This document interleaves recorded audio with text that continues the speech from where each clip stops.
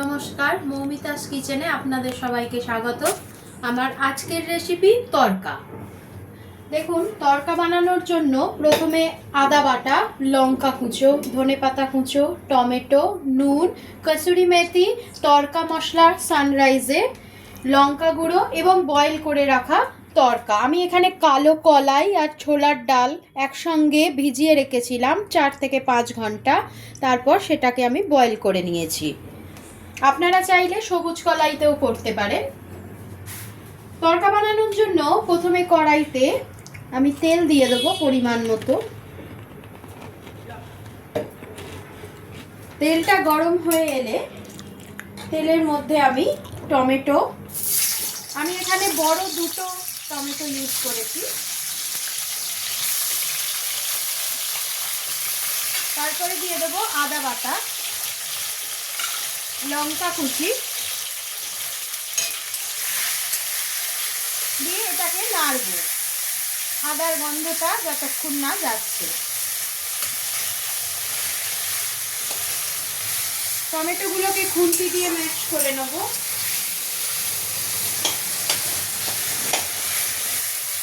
আমি এখানে 2টো কাঁচা লঙ্কা দিয়েছি কুচিয়ে।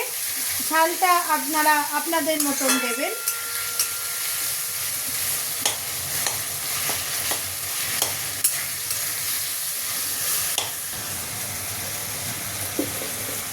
দেখুন, আমার টমেটোটা কিন্তু গলে এসছে। আমি এবার দিয়ে দেবো পরিমাণ মতো লঙ্কা গুঁড়ো। ঝালটা অবশ্যই আপনারা বুঝে দেবেন। আর দিয়ে দেবো পরিমাণ মতো সানরাইজের তড়কা মশলা। যে কোনো মুদির দোকানে আপনারা কিনতে পারবেন তড়কা মশলা। মশলাটা ভালোভাবে টমেটোর সাথে মিশিয়ে নেব। মশলাটা আমার মেশানো হয়ে গেছে। এরপর আমি বয়েল করে রাখা তড়কাটা এর মধ্যে দিয়ে দেবো।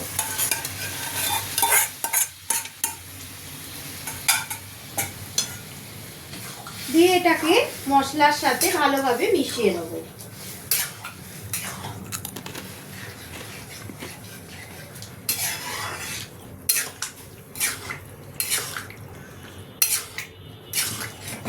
দিয়ে দেবো পরিমাণ মতো নুন,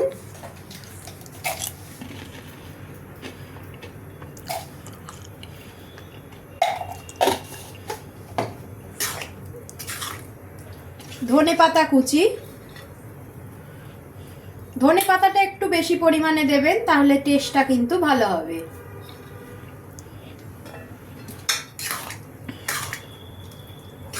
তড়কাটা ফুটে গেলে তারপরে আমি এতে কসুরি মেথি দেবো। দেখুন, আমার তড়কাটা কিন্তু ফুটে এসছে।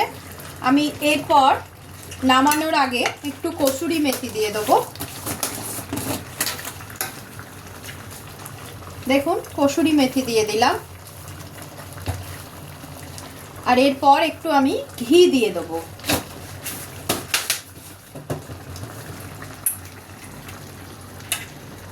এক চামচ ঘি দিয়ে দিলাম।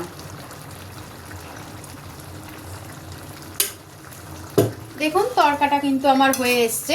আমি এটাকে এবার পরিবেশনের জন্য রেডি করব।